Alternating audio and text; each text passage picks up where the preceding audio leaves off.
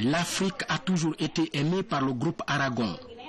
Après la décolonisation, le continent noir est en pleine ébullition et les oreilles des générations montantes sont tendues vers Cuba. La contagion de l'idéal révolutionnaire, la relecture de la douloureuse question de l'esclavage font bon ménage avec la légèreté des pas de cha-cha-cha. En 1971, le groupe découvre l'Afrique, avec comme première destination la Guinée de feu Ahmed Sékou Touré. Aujourd'hui, ces mégastars sont encore là, même si plusieurs visages ont beaucoup changé. Le président de la République ne manque donc pas d'évoquer les bonnes relations d'amitié et de coopération mutuelle qui ont toujours existé entre la Guinée et le pays de Fidel Castro. La Guinée a été un des premiers pays à reconnaître la révolution cubaine. Lorsqu'il y a eu la guerre d'Angola et que l'Afrique du Sud est intervenue, Cuba a décidé d'envoyer les troupes. Mais de Cuba en Angola, il n'est pas possible de faire un vol en direct. Donc il y a eu une rencontre à Conakry entre Fidel Castro, Sékou Touré et le président Agostinho Neto. Et ils ont décidé que les avions cubains et les troupes cubaines fassent escale à Conakry pour continuer sur l'Angola. Donc pendant un moment, c'est la Guinée qui a servi de point pour envoyer les troupes en Angola.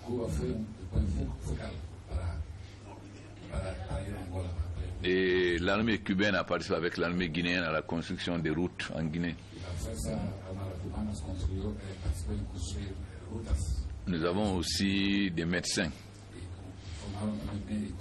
Dernièrement, lors du voyage de notre ministre des Affaires étrangères à Cuba, nous avons discuté des conditions de ces médecins.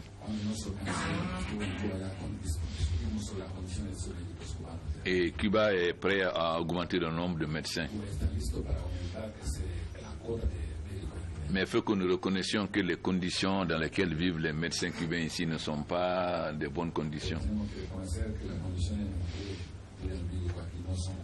Donc nous avons décidé de prendre en charge un certain nombre de choses pour que les médecins cubains soient dans de meilleures conditions et qu'ils puissent avoir plus de médecins.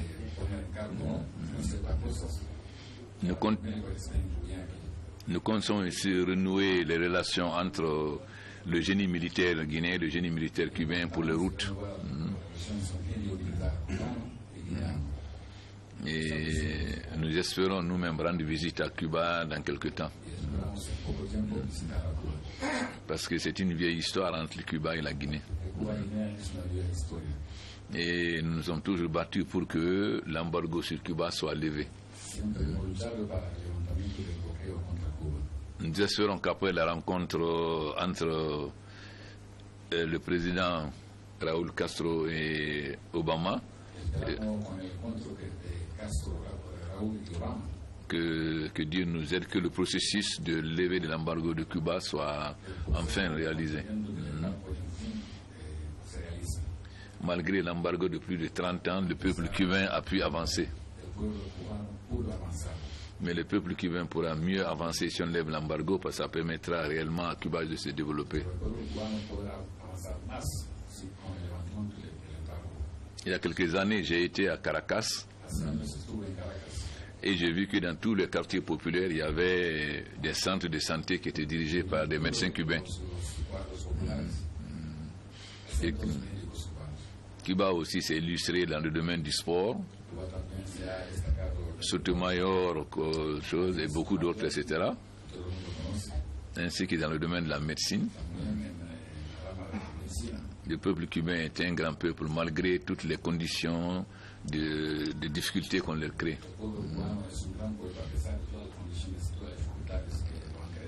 Et c'est un peuple qui est très fier de son indépendance.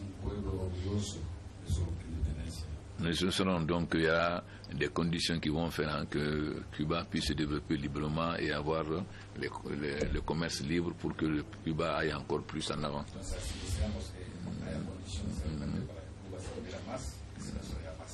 Nous suivons de très près les réformes que le président Raúl Castro est en train de faire.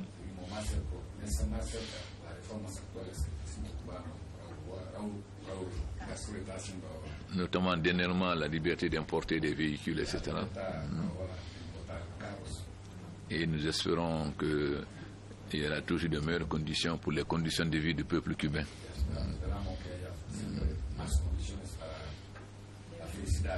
C'est pourquoi c'est une grande fierté pour nous de recevoir Aragón, qui est le symbole de Cuba.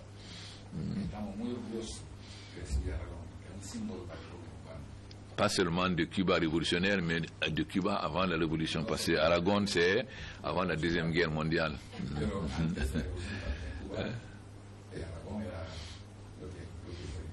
Mais c'est exceptionnel que Aragón de cette période et Aragón d'aujourd'hui soit la même chose, qu'il y ait cette continuité.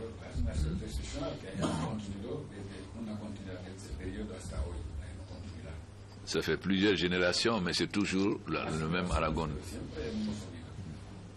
Et cela est à votre crédit. Malheureusement, Chantal ne nous a pas avertis à temps. C'est hier seulement que je sais que vous veniez. Il a dû nous avertir beaucoup plus tôt. Il faut qu'on vous reçoive avec les honneurs que mérite un orchestre cubain, étant donné les relations que nous avons avec Cuba.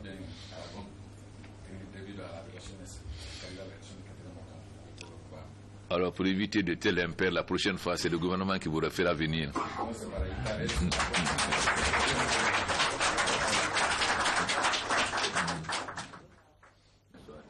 Après plus de 70 ans de loyaux et bons services, Aragón reste l'une des pierres angulaires de l'univers musical cubain. Malgré les évolutions politiques, artistiques, personnelles, la formation est toujours fidèle à elle-même, conservant ainsi son identité cubaine à 100%, toujours prête à faire danser le public. Aujourd'hui, elle rentre encore avec plusieurs souvenirs de la Guinée, comme celui du morceau Guantanamera, qui a fait danser le président de la République, professeur Alpha Condé. Celui que j'ai, c'est celui qui chante le morceau sénégalais.